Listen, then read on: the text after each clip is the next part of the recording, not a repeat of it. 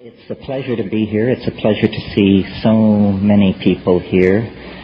Once again, this strange, magical moment when we come together again, or perhaps for the first time.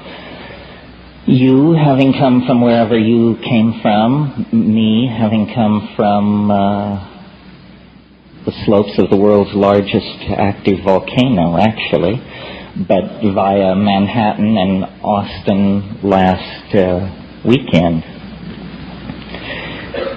And the purpose of these things is sort of to check the state of the condensing collective understanding about what is going on in the world, or what might be going on in the world. This, it seems to me, is the subject worth talking about. What is going on? How can you find out what is going on? How do you know when you've found out what's going on? Can one know what is going on? And my involvement with this is no different from your own. A sincere desire to untangle these questions before the yawning grave closes over the enterprise and the entire thing becomes moot. One has, a window of opportunity somewhere between 0 and 100 to solve or understand or penetrate or appreciate or come to terms with the conundrum of being, this amazing circumstance in which we find ourselves, both individually and collectively.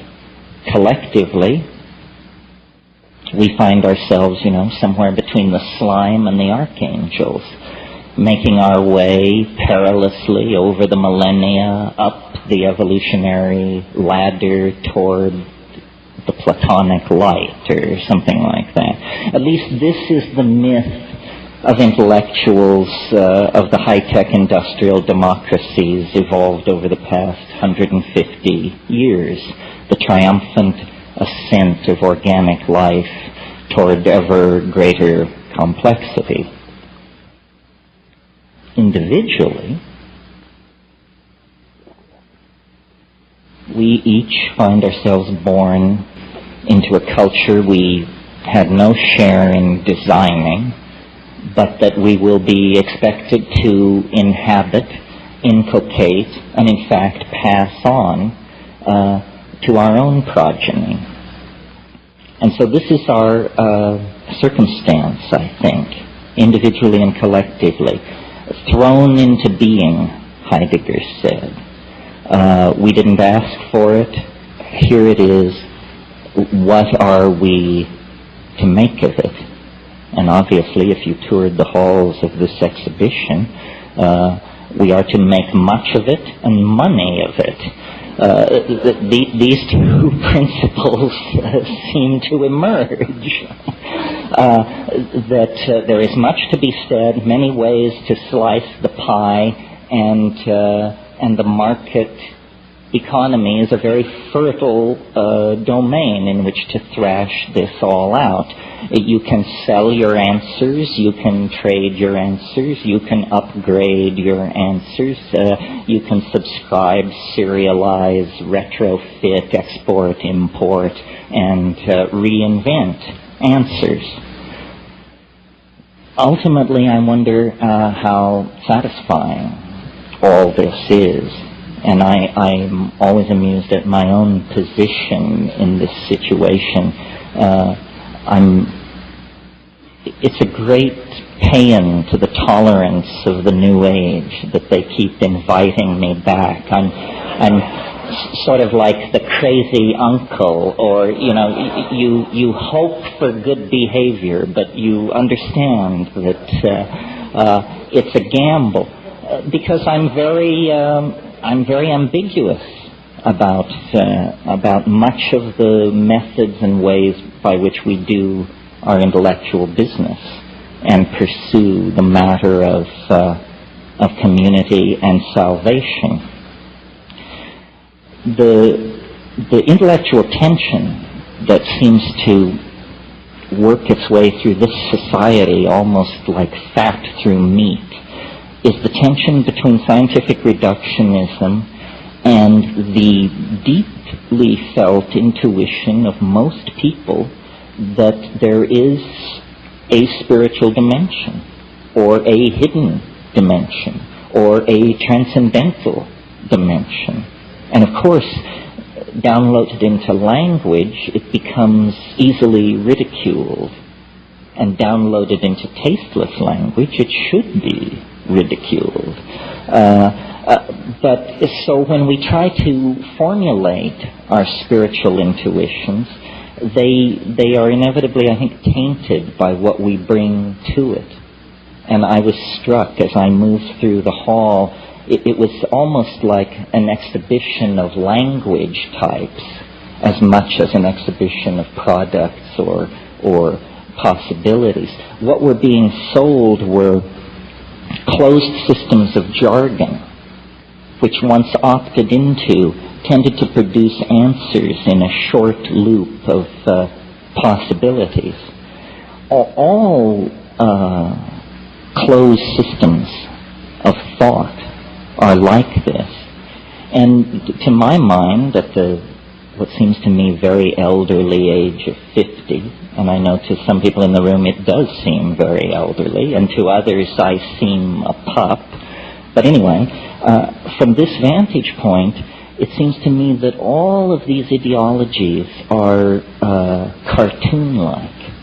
They flatten, they simplify, they betray, they amuse, which is also cartoon-like. And in amusing, I think that this is where their health-fulfilling and salutary worth lies.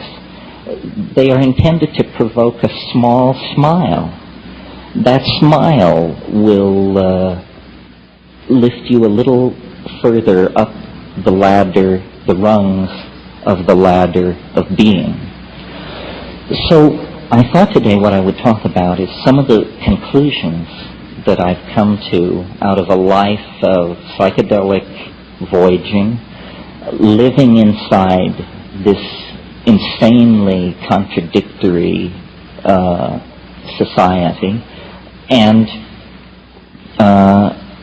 going through the standard moves: marriage, divorce, children, career, controversy, allies, enemies, attorneys, counselors, consultants, accountants, so forth and so on, the same world you live in. What have well, the first thing I concluded was to try and flee it, which I did a pretty good job of by going to Hawaii, which, believe me, is a private Idaho.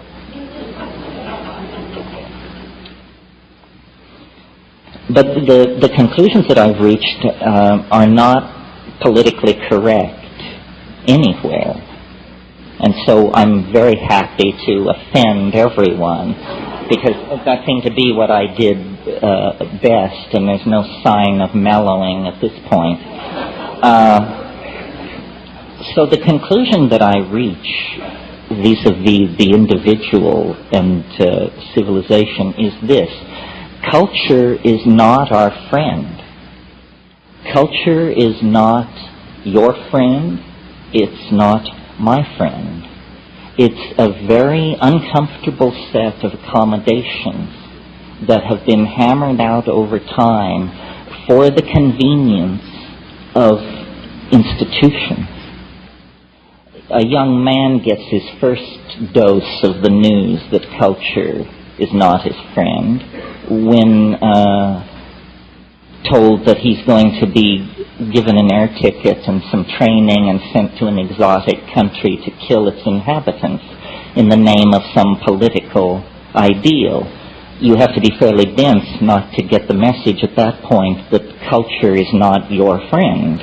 It is using you for its purposes. You would never dream of doing what it now proposes as the only conceivably right and righteous course of action. Well, that's, a black and white, a stark and enormous of what I'm talking about. But I think every day, in thousands of ways, we betray our impulses toward wholeness, toward community, toward freedom, toward the spirit by genuflecting to cultural values that are squirrely or toxic or simply wrong-headed or obsolete. Culture is not your friend. It's an illusion. What kind of an illusion is it? And this sort of leads on to the other thing I've come to. It's a childish illusion, is the kind of illusion it is. Recently I had a physical examination with my doctor, and after it was all over, he leaned back in his chair and he said, well, you know, most people your age in the 19th century were dead. Yes, quite true. People live a great deal longer in the 20th century. And consequently, I think part of what drives alienation is, it's like culture is like being taken in a crap game. If you play long enough, you will figure out that you're being screwed. And, of course, if you die shortly into the game, it never enters your mind. We are all, some of you may have seen the little saying that hangs behind bars in Minnesota, "We get too soon old and too late smart." Well, some of us are getting smart earlier and earlier. And what is seen through to then is the fact that culture victimizes, ideology victimizes. These things are all con games. Reality, culturally defined reality, is some kind of an intelligence test. And those who are joining are failing the test. This is very clear to me looking at phenomena like alien abduction and the great enthusiasm for conspiracy theory that now seems to attend so much modern thinking. Again, these are epistemological cartoons where low production values, made acceptable through tolerance of TV, is allowing people to accept material into their own story which should actually end up on the cutting room floor. Nothing is what it appears to be. Surely you've noticed that. That's A, right? A is nothing is what it appears to be. Well, therefore, complex, difficult, tricky, and mercurial things are even less likely to be what they claim to be than other forms of reality. So, confronted with the endless whispered rumors and doctored photographs and breathless testimony from the denizens of trailer courts and so forth and so on, what is one to make of all that? Well, I think the message is return to basics. The information matrix has become compromised. The data stream is now suspect. Return to first principles. What are first principles? That's what the 20th century is trying to figure out. Yes, what are first principles? I'd like to suggest to you that a place to begin is the body. You have one. It isn't ideologically defined. It can be ideologically defined. In Catholic school, the nuns used to tell us we should dress in darkness so we wouldn't be an occasion of sin to ourselves. That's an example of the body becoming ideologically defined. But it precedes culture Culture has to deal with the fact that your eyes are on the front of your face and your anal pore is located near your genitals. Culture would probably rather have it some other way. It would be so convenient, but hey, it's a given. I'm so happy our rumps don't swell in estrus the way some of the other primates do.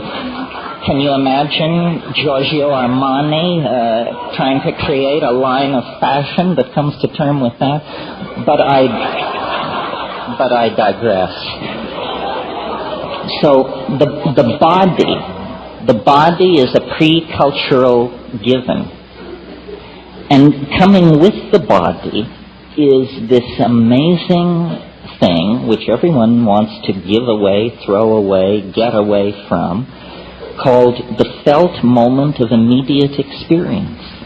The felt moment of immediate experience. This is you, now, here, in your body, with the cheeseburger slowly dissolving, the cup of coffee, the caffeine, the bladder, all of these things, collisions, concrescences, the crossing of trajectories of mental process, digestive process, metabolism, intent, income, emotional state, the felt presence of immediate experience, lodged in the body-mind system in the moment.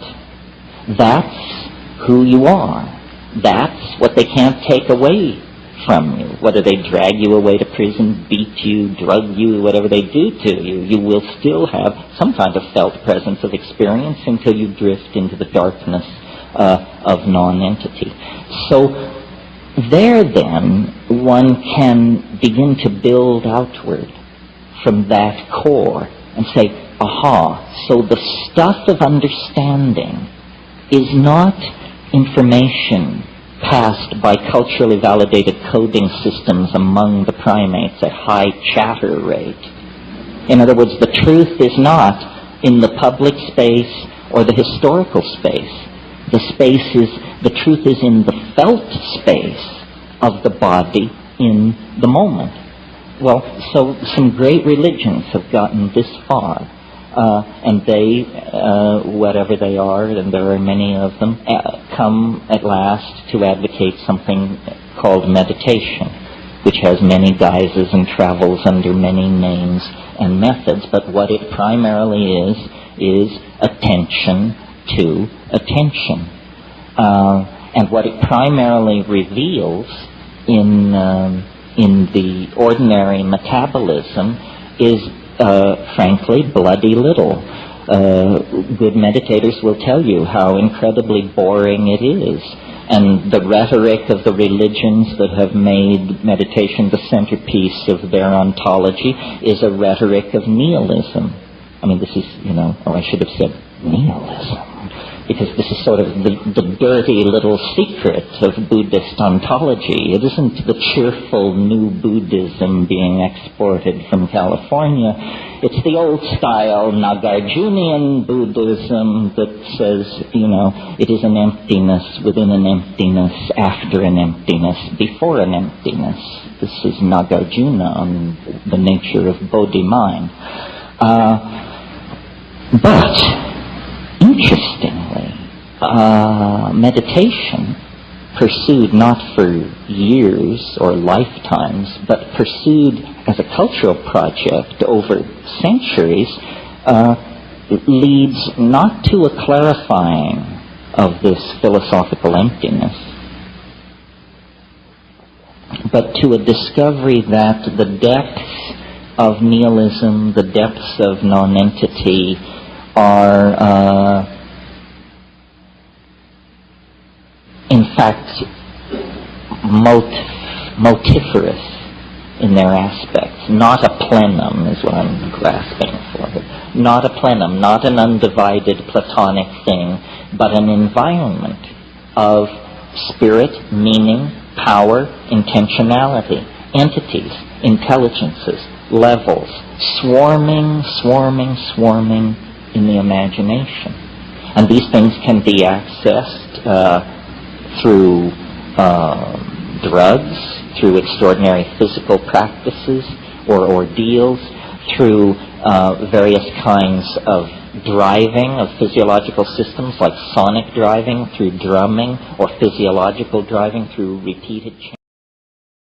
The ordinary boundaries of culture and of body dissolve into a much larger realm, the imagination. And it is this imagination that I think is the place to put our attention. The imagination is a dimension of non-local information.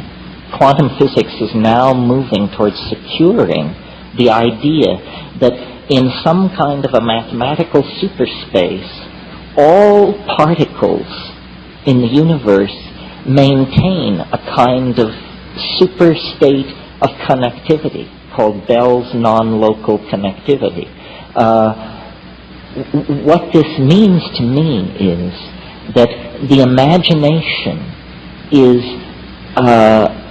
literally another dimension, a dimension that is non-local.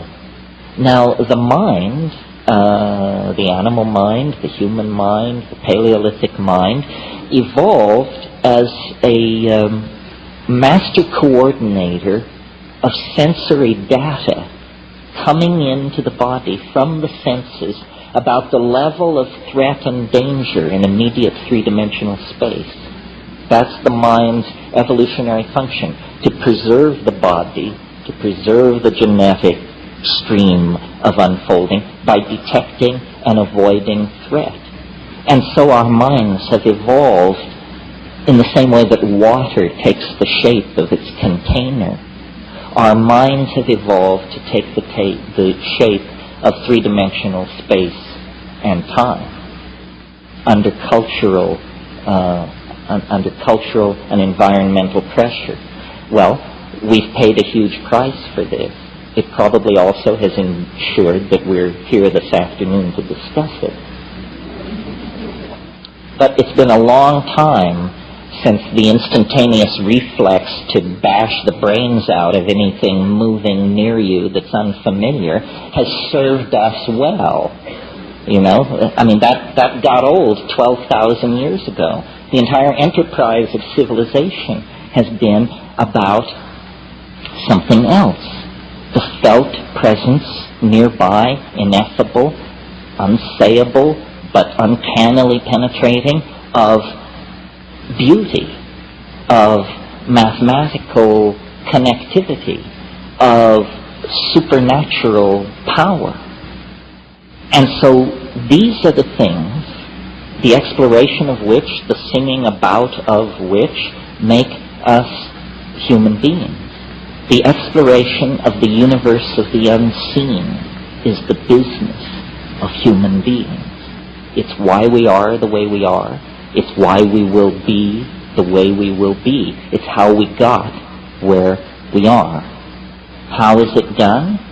It's done by dissolving ordinary cultural boundaries, by perturbing consciousness, and by paying careful attention to the results and attempting to build models therefrom. Now, in the last few thousand years in the West, this enterprise has been tamed by priestcraft, which combines the enterprise with judicious politicking and a certain amount of ass-licking. Before that, the enterprise was untainted by such secular concerns. It was full force forward into the unknown, and this is the great era of shamanism. And what is shamanism but philosophy with a hands-on attitude? Philosophy not made around the campfire, but philosophy based on the acquisition of extreme experience. That's how you figure out what the world is, not by bicycling around in the burbs, but by forcing extreme experience. The reason people refer to psychedelic endeavors with the vocabulary of travel, taking a trip, and so on, is because that is an extreme endeavor. It's the same endeavor. It's the leaving behind of the values of your own culture. Take nothing but a change of clothes, fly to Benares, and take up residence at Dasasamid Ghat among the Charas sadhus, and I guarantee you, whether you resort to psychedelics or not, you will experience boundary dissolution, a reorienting of categories, and a reframing of your perspective on your life and your being. So extreme experience is the necessary key. This is true in all forms of endeavor. I mean, if you want to understand the atom, you have to smash it. Sitting around looking at it, it will never yield its secrets. You have to smash that sucker to bits and then collect the pieces and then examine exactly how it all came apart. In the same way, and without going too far afield for the pun, we must smash ordinary consciousness, get smashed, and then look at the pieces flying in all directions and say, gee, I didn't know minds could do that. They can't in the workaday rote of, living inside the little boxes of positivism and constipated behaviorism and all the rest of it.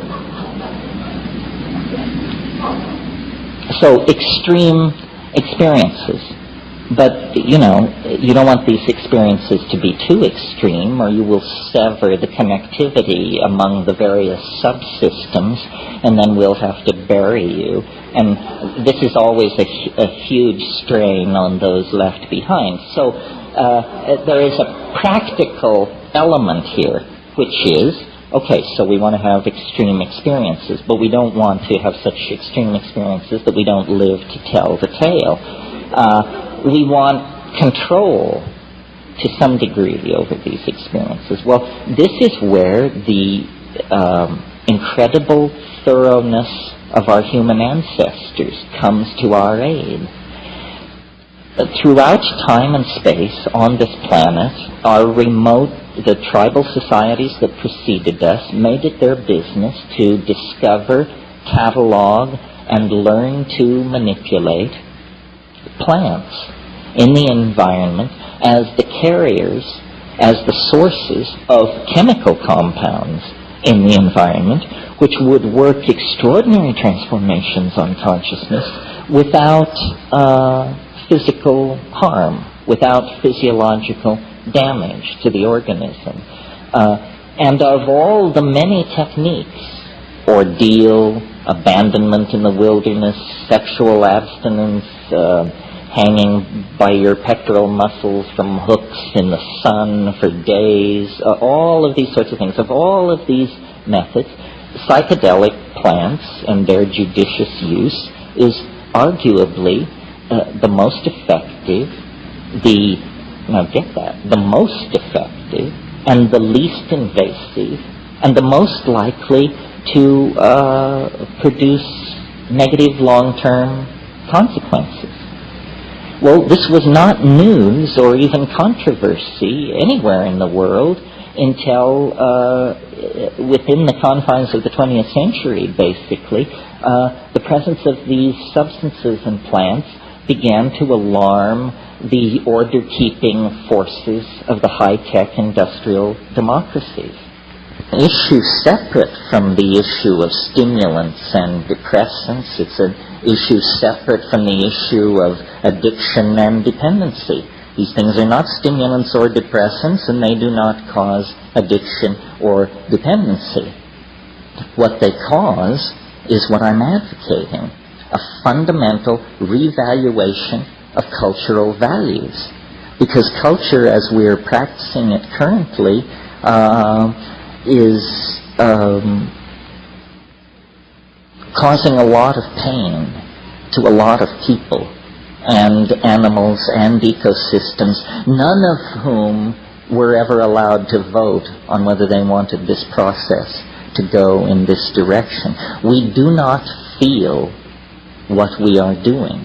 Remember, I spoke about the primacy of the felt moment of experience. If we could feel what we are doing, we would stop doing it.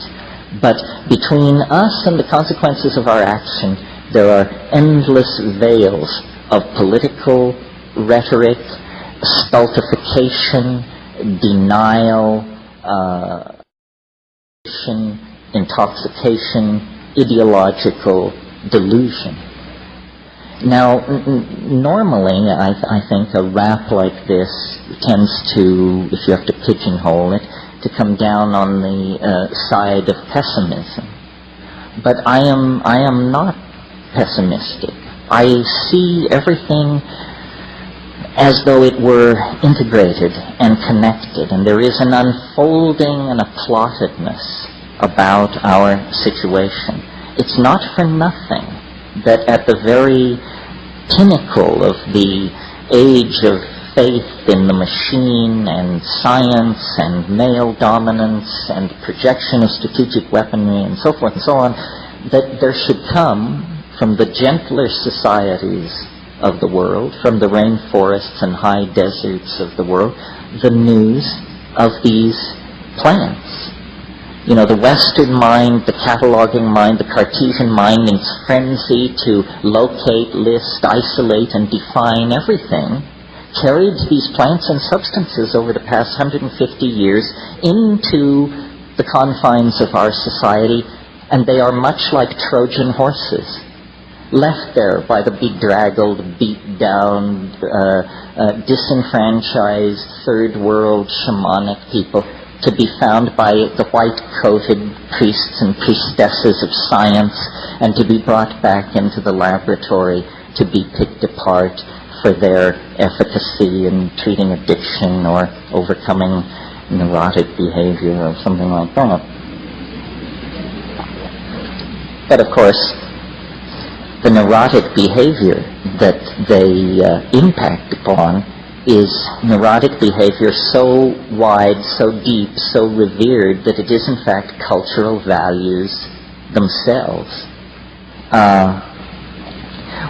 You see, what is happening, I think, is it's really bigger than psychedelics. It's bigger than human evolution. We are not making the waves in this ocean. We are corks riding the waves of the ocean. But we are privileged by perhaps chance alone to occupy a unique moment in the history of the universe. A moment when the universe goes through some kind of self-transforming, evolutionary, inflationary expansion. That's what's happening. I mean, it's been happening for a long time. It depends on where you pull back to get your perspective. One could say, looking at the universe in general, that this planet has been favored from the very beginning. That by 1 billion years ago, the discerning could tell that this was a planet going places. But certainly, by 500 million years ago, it was clear that this was a planet going places. One complex animal life form gave way to another.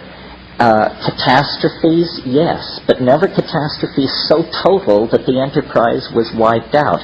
We know that 65 million years ago, a catastrophe, an asteroid, a planetesimal impact occurred on this planet. Nothing larger than a chicken walked away from that on this planet. A bad day, you say. But were it not for that bad day, we would still be the egg-eating shrews at the edge of the reptilian garden party. These marvelous flowering plants chock full of psychedelic alkaloids, none of them would have existed. The flowering plants and the higher mammals all arose in the wake of this planet-scouring catastrophe. So, you see, there is built-in to the larger systems of nature an enormous, what my mentor Eric Jantsch used to call metastability. They are metastable. They are not easily deflected. An event as large as a planetesimal impact basically only resets the evolutionary clock by a few million years, and then in almost overleaping itself to make up for lost time, out of all of that catastrophe come primates.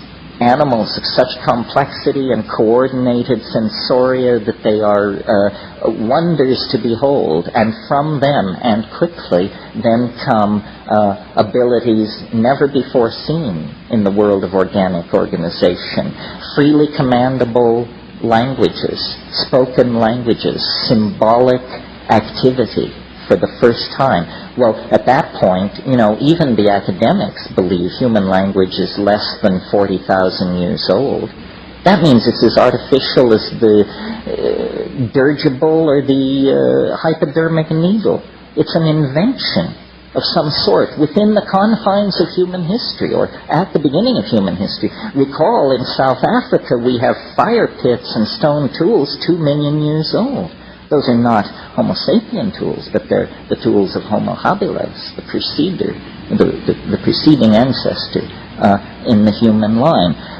My point is, we are caught up in a process of unfolding complexification that has now lodged in our species. We are its source at this point. At one point, its source was the geology of the planet.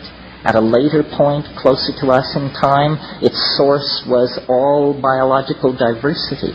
But as the novelty has increased, the domain of its expression has narrowed, and it is now confined largely to the human species. Oh yes, the rest of nature continues the slow unfolding of continental drift and gene mutation and transfer and so forth. But these things have now receded into the background as the human adventure takes center stage. So it's almost as though, in fact, this is what I believe, that we are not pushed from behind by the causal unfolding of historical necessity, but that we are in the grip of an attractor of some sort, which lies ahead of us in time. And so we are not, as it were, following what the statisticians call a random walk across the temporal landscape. In fact, the temporal landscape is a canyon with incredibly steep walls, and we are only free to move within very narrow confines as the grip, almost the morphogenetic intensity of the attractor at the end of time increases its penetration and its hold over our imaginations, our city plans, our technologies, our religious ontologies, our medical strategies, so forth and so on. Something is revealing itself to us, through us.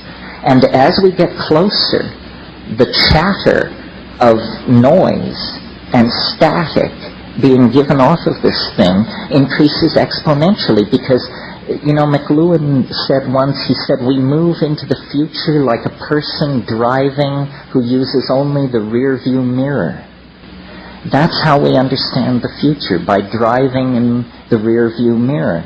All of our models of what lies ahead are based on inverted models of the past. And the one thing you can be certain of is that won't do it. Because we can see a person standing in 1900 using that method would have been wrong about the late 1990s. A person standing in 1600 using that method would have been wrong about the late 1900s, and so forth and so on. You cannot extrapolate from the future from the past into the future, because the real nature of the future is its ding en sich, the thing in itself, and that's what it's trying to reveal. And so the whisperings that reach the ears of the channelers, the visions that come through the hands of painters, sculptors, choreographers, musicians, all of the felt presence of the invisible world is now incredibly pregnant with this message of transformation. And the challenge for each of us is to streamline our language sufficiently that we may mirror this thing in a way that is both true to it and rationally apprehendable to ourselves. A fractal boundary. This is a test of intelligence, because the thing in itself cannot be rationally beheld. You know, the enzymologist J.B.S. Haldane once said, he said, the world is not only stranger than we suppose, it's stranger than we can suppose. That to me is a dizzying thought, and obviously true. So what we want is a model true to the stranger than we can suppose, but not so alien that there is no emotional or spiritual support in it for the enterprise of being human. How do we do that? How do we inculcate the unspeakable mystery of the transcendental object at the end of time with the mundane nexus of real occasions that happens to be our own existence? To my mind, the answer is it lies in the ability to assimilate paradox. And that means you have to transcend the idea of a closed logical system. You have to live with the idea that there is no intellectual closure. This is, in fact, the door marked freedom.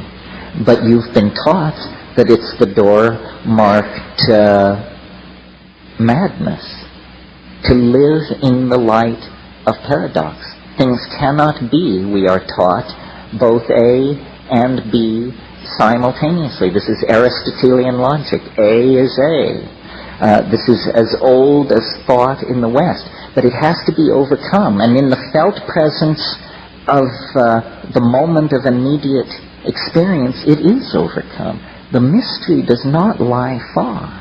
It lies in the immediate moment, in the act, the fact of being. The only time we really confront this is in the psychedelic experience or other moments of extreme epiphany. The model that I have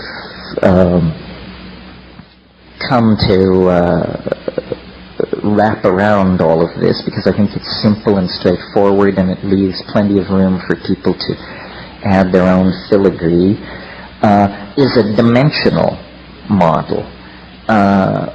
God forbid, a mathematical model. But it works something like this. I mentioned earlier that our senses have evolved as a threat detection device and have sort of crunched us down into three-dimensional space. The shaman, wherever and whenever he or she does their shamanizing, the shaman is a person who is able to transcend the dimensional confines of cultural existence. They know more than the people they serve. The people they serve are like children within the game of culture. Only the shaman knows that culture is a game. Everyone else takes it seriously. That's how he can do his magic. I was recently in Australia, and of course Aboriginal culture and shamanism is a topic of great interest down there. And I learned, maybe some of you already knew this, that the term for shaman among English-speaking Aboriginals, of whom there are many, some who have spoken it for several hundred years, or over 100 years anyway, the term for shaman is simply clever fella. And if someone says, I am a clever fella, they are making a professional claim of great weight. But I love that, because it says it all. You know, a clever fella. When I was in the Amazon in my exploring days, we would go up these rivers to these bare-assed folks and to spend time with them. And the people would want to touch the outboard motors and look at your camera equipment and the butterfly nets and gather around, open-faced, totally innocent. You could always tell the shaman, because first of all, he usually didn't come out to see who was there, even though no one ever came. Even though these people had visitors once every 6 months, the guy who wouldn't come out of his hut for the only event in 6 months was inevitably the shaman. And when you met him, he wasn't interested in your Velcro or your break-apart, glow-in-the-dark little trinkets or any of the rest of it. He was looking straight at you through the eyes outside of culture, saying, what kind of a person are you? Are you a fool or are you a clever fellow? What is your measure? How much of this situation do you understand? How many levels are you simultaneously aware of at this moment? And, looking into the eyes of that sort of person, you either grow or turn away. You have not much choice. So what's happening with the shaman, I think, is he's a hands-on mathematician, a hands-on non-Euclidean geometer. The shaman enters into the quote-unquote chaos of the psychedelic experience and sees that it is not chaos. It is hyperspace. And in it, the adumbrations of the trees of possibility can be followed. One can see who stole the eggs. One can see who cuckolded the chief's nephew. One can see who will die and who will live.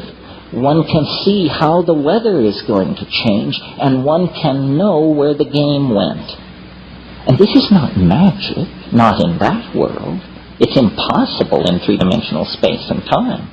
But in fourth-dimensional space and time, it not only is possible, it's inevitable and unavoidable. It's a different kind of way of being with the information. And, I'm sure many of you have your own psychedelic epiphanies that are as gripping and as fascinating as anything that has happened to me. Epiphanies that show that under certain circumstances, the ordinary boundaries of information, space, time, limitation are dissolved. And it may happen only for a moment. It may involve a curing with a laying on of hands. It may involve a sudden insight into a set of complex relationships. It may involve a sudden, unexpected certitude about how a certain event went down that, when checked upon, turns out to be true.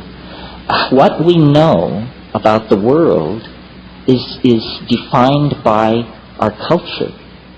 And the way culture does this is through language. You can't know or perceive or appreciate what cannot be brought in to the domain of language. You can't publicly know or appreciate these things. You can feel them as the rich contextual embeddedness of your own being, but you can't communicate them. Sometimes when I read Marcel Proust, I come upon passages where the conveyance of the information, of the emotion, is so exquisitely subtle that I have the feeling, I know what he means. I felt this, but I never dreamed I would ever see it in print or have a thought about it that I could share with anyone else, because it is so subtle. So the challenge to all of us, I think, is not this one-dimensional chasing after of answers. This is a fool's game, but an actual stepping back to gain perspective and to realize, salvation is always available. It's in the moment. It's an act of understanding. It doesn't come down through a lineage. It doesn't come through a substance, an empowerment. it comes through understanding. Salvation is an act of rational apprehension of some sort. And, I really believe that we are now in a relationship to the transcendental object at the end of time, such that the revelations are daily. The unfoldment, the connectivity, we can see light at the end of the tunnel. I mean, I've had long practice at this. I've been thinking like 1968, talking about it like this since 1980, but I never knew how it would come or what it would be. In the last few years, with the rise of a technological, a cultural artifact like the Internet, I now see how it will make its way into the world.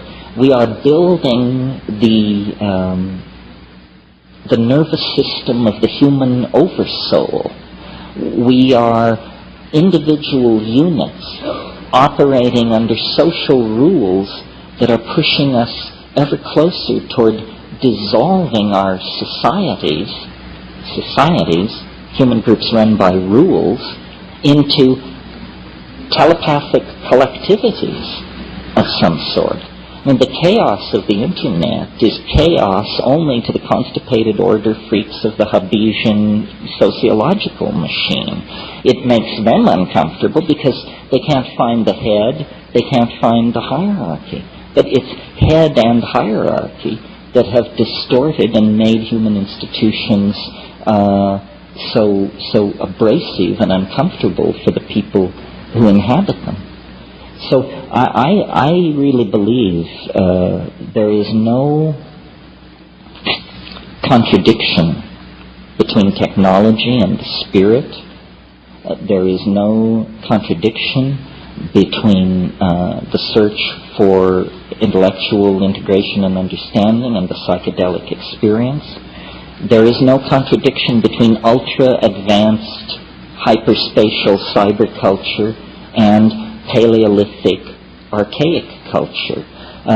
We have come to the end of our sojourn in matter. We have come to the end of our separateness. This is all very scary. None of us know what it means, but the forces that have been called into being are now beyond the control of any institution or any strategic planning committee or any banking committee. These things have a life of their own. There is a morphological unfoldment occurring on this planet. It is bringing forth some entirely new order of being. We are a privileged part of this. Individually, our hope is to understand and participate in the epiphany. There is no blame. Nothing is off-kilter or wrong or unnatural or artificial. No principle has been betrayed. This is how it is supposed to be.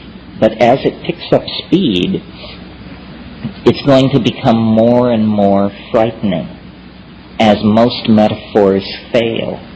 And this is why the rise of cults, and why the grasping at ontological straws, and why the whisperings from various corners of the universe have grown to a roar, because we are uncertain. We are not sure.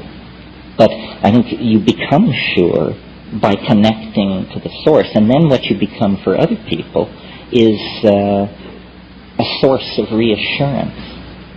The perfect metaphor for understanding this situation is a birth.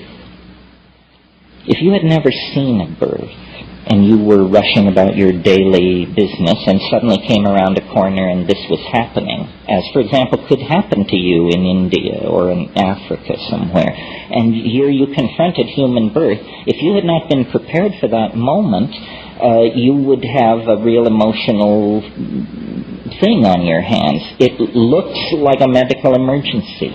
blood is being shed, organs are being stretched, there's pleading and groaning and moaning. You have to have your chops very together to look at this situation and say, how wonderful. New life coming into the world as it has always come into the world. Now, a birth can be simple and easy, or it can be prolonged and tormented. It can be an occasion for joy, or it can end in catastrophe. The key is preparation, understanding, awareness, and a desire to meet the experience in all of its fullness. The birth is coming. The birth is coming. And what it does to the social systems we've put in place, the groaning ecologies that are taking the weight of our billions, what it does to the atmosphere, what it does to the economies upon which you and I depend, this all depends on how educated and enlightened each one of us can make ourselves as the thing moves toward completion. And it's no time for foolishness, and it's no time for rumor mongering, and it's no time for throwing away your epistemological razors and indulging in the spreading of unlikelihoods. It's time to actually pull together. The plants are the pipeline into the Gaian intention. It's just not a coincidence that these plants carry this immense spiritual message. They are the pipeline of Gaian intentionality. We were not out of balance for millions of years, or hundreds of thousands of years of intellectual existence, in which we had humor and song and ribaldry and poetry and horsing around and art and theater. We were not out of balance because our religion involved the dissolving of our cultural values once a week or once a month back into the mysterious mama matrix of primordial being. Once we cut that off, once we began to make it up, or to listen to the most shrill among us make it up, we were lost. That's what we're returning to. Our story is the story of the prodigal son. We left the family farm, the balance, the domesticity, and we made a shaman's journey deep into the heart of matter and of energy, of space and time. We return with gifts, with understandings no shaman before ever had. Quantum physics, fractal mathematics, astrophysics, cosmology, the knowledge of DNA. This is real knowledge, and we shed real blood to obtain it. Now it can be given meaning by being brought under the umbrella of authentic, archaic, human values informed by relationships with psychedelic plants. This is the comfortable future, the hopeful future that lies ahead. To the degree that people turn their back on this, they're going to have a rough time explaining to themselves and their children just what exactly is happening at the end of the 20th century. Okay, that's my rant. Now I want to hear from you.